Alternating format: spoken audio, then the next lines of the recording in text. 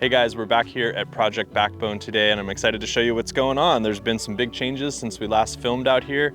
I think it was about a month ago, and I'm really impressed at how fast everything is growing in and all the work that we've done so far. We still have a little bit to do out here, so we're just gonna show you everything that's going on.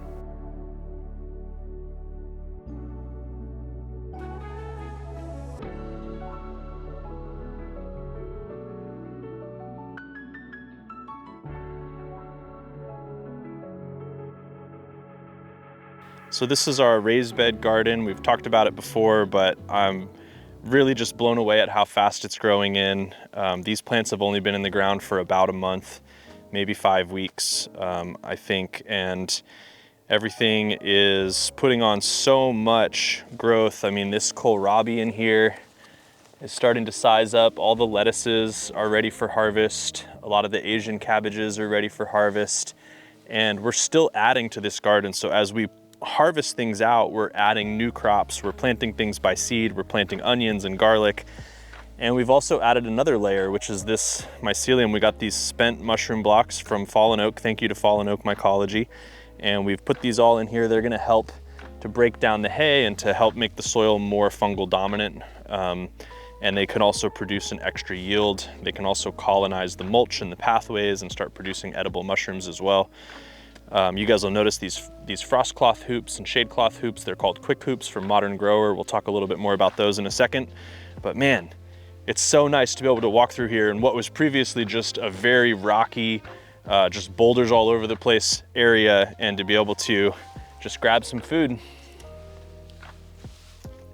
So instead of me standing here and listing every single plant that we planted, which is always different depending on the season and what's available at the nurseries, and what succeeds and what doesn't, you guys can just check out this PDF that we've made about what to plant in your garden and what season. And really, we're borrowing from other people's lists and we're just adding in what we like as well and what we've found to work the best. But it's free, you can check it out on our website, and here's the link. So the reason that we're able to get these plants to grow so fast is we just took a garden soil that we bought from the closest landscaping supply store, but then we really souped it up by adding our custom soil amendment blend developed by Chris and Adam, and by adding our liquid biofertilizer. It's all organic and it's all custom, but one of the main ingredients in that is EM1, which we get from Terraganics, and we've got a link for that if you guys want to buy some at a discount. And really, as we continue to improve and we continue to get this snowball effect of all of these ways that we have of jump starting the soil and getting these natural soil building processes to happen, we just keep getting better and better results as far as how fast the plants establish, how fast they grow, and how much food we can grow in a small space. So I'm continually surprised, and we're excited to keep helping you guys learn how to do this, because being able to take what is essentially dead, inert soil medium and bring it to the healthiest soil this quickly it's pretty amazing, it's pretty fun, and it feels pretty magical to be a part of. So as winter is fast approaching, well, slower than I thought it would, but fast now, it's supposed to get down towards freezing next week. And you never know when at the last minute they're gonna change the forecast and say, actually it is gonna freeze tonight. So we've got these quick hoops, which make it really easy to have frost cloth over your beds. And this will help to protect for up to 5 degrees. And really you just can slide it down over your beds. Sometimes you can keep this little attachment in place, or you can take it out and slide it down. And we do that all across the bed. And I've just found this to be the easiest way to have frost cloth over your beds, and it gives you season extension much further into the winter.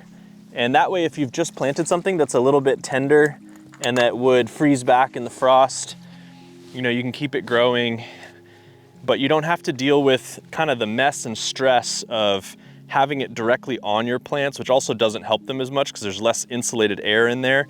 And it's just a lot less work to do it this way. So we got these quick hoops from Modern Grower. I really like them a lot. We got this, this is just Agribond frost cloth. This is the heavy duty stuff because the medium or light duty stuff tends to rip really easily, and I don't want to have to throw this away every season. So yeah, we can put that on. And then the cool thing is we can use this same system with shade cloth in the summer. So we can also get season extension into the warm season. And that way we can grow lettuce and things like that that start to bolt when it gets hot deeper into the summer than we would be able to otherwise.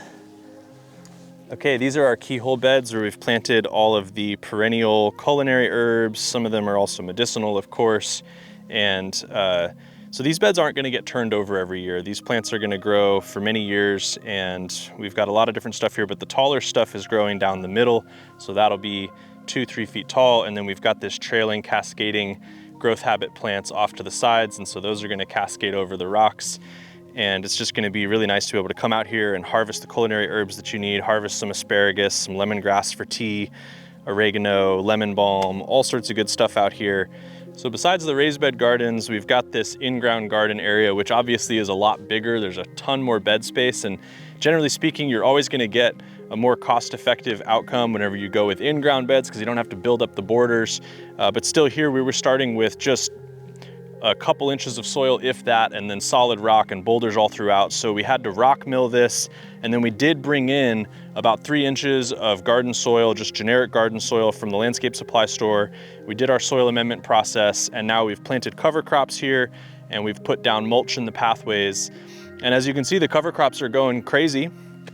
And these are going to be adding fertility to the soil just through their growing process. They're condensing organic matter from the sun and from the air, and then that is getting injected down into the soil. And you can eat these, of course. A lot of these are edible. You can juice them if you want to just like send them through a juicer like you would with wheatgrass, or you can just let it grow, and then you can either crimp it or you can cut it and feed it to animals, whatever you want to do. So we talked about this a little bit in a previous video, but there's a septic sprinkler right here. We were going to put the garden here until we realized that. And so we pivoted and we just seeded our cover crop seeds and a bunch of different wildflowers and native grasses here, but mostly wildflowers. And I can see a ton of stuff coming up here, and I'm very excited to see what this looks like in the spring because we got such good germination, and partly that's because it gets regular water from the septic sprinkler. And you can see that the germination rate is better around the septic sprinkler, but we just got a really good rain, the first one in about 2 months. And so I expect to see even more seeds coming up here. And then it turns what is just a septic field where you can't really do very much as far as food production goes into a beautiful and ecologically beneficial feature. So we're going to show you guys more about what's developed in the greenhouse. The kit was supplied by Roost and Root, and we've got a really in-depth video about all the features of that kit in the previous episode of this series. So go check that out if you want to learn more. All right, so now we're in the Roost and Root greenhouse that we introduced to you guys last video, and we've got citrus trees planted in here now.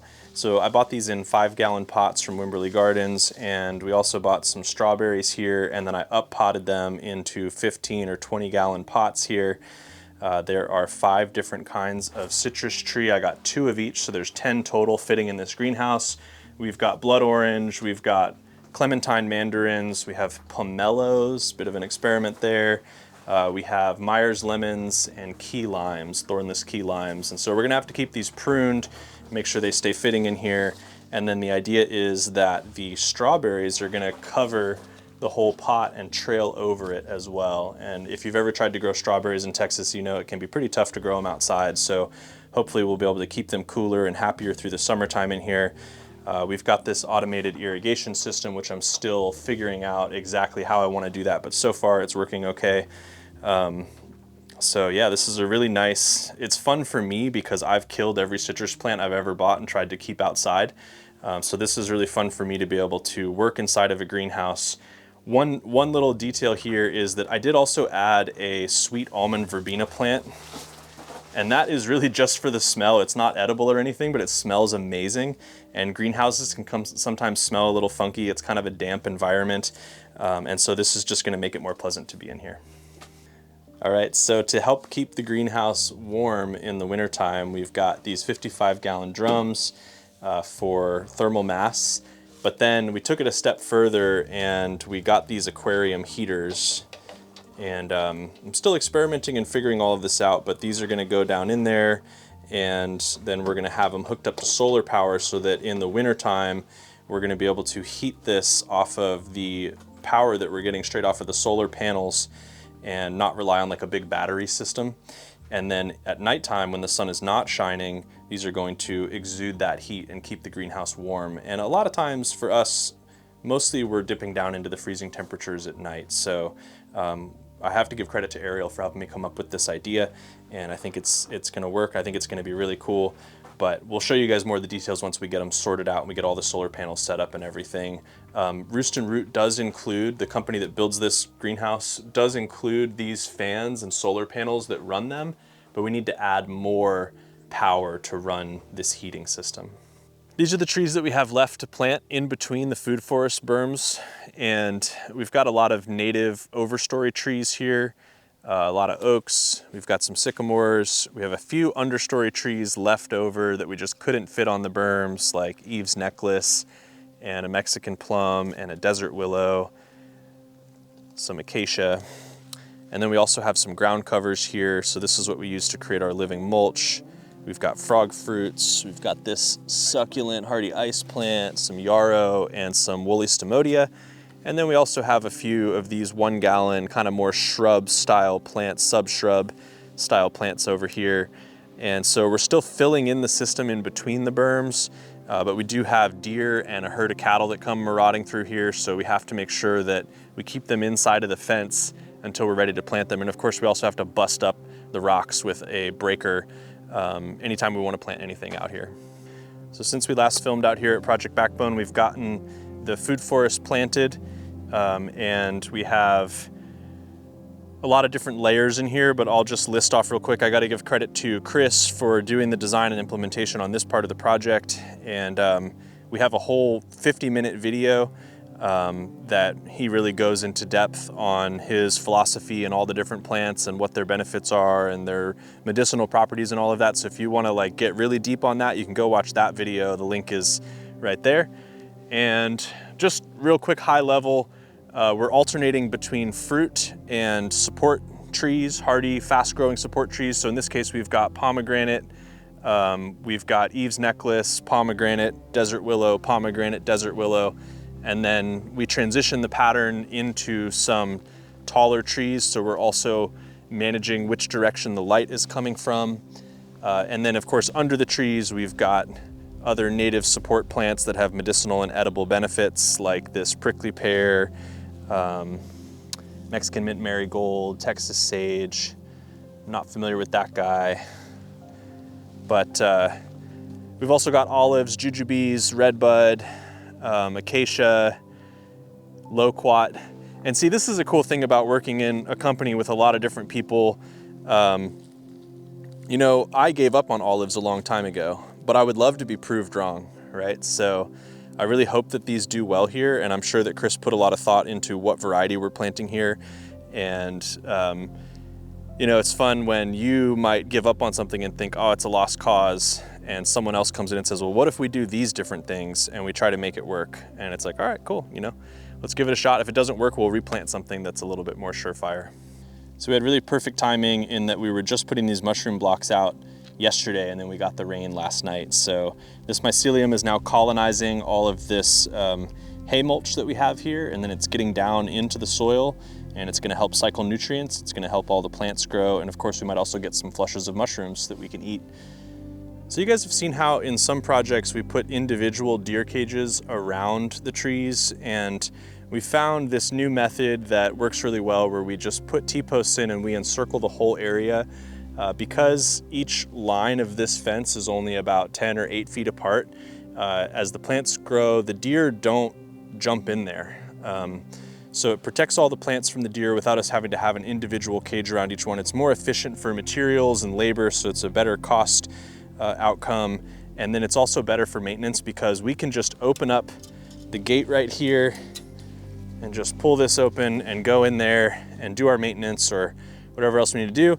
And then eventually when this food forest has grown up and it can handle deer browse and rubbing and it's not gonna kill the trees, we can take this whole thing down and we can actually repurpose all of these materials for another planting. All right, we hope that you guys enjoyed seeing the update on this project. This is probably the last video that we're gonna shoot out here until the spring. And I really just wanted to say thank you to everyone who watches these videos, who likes and subscribes, who's a Patreon member or a member on YouTube.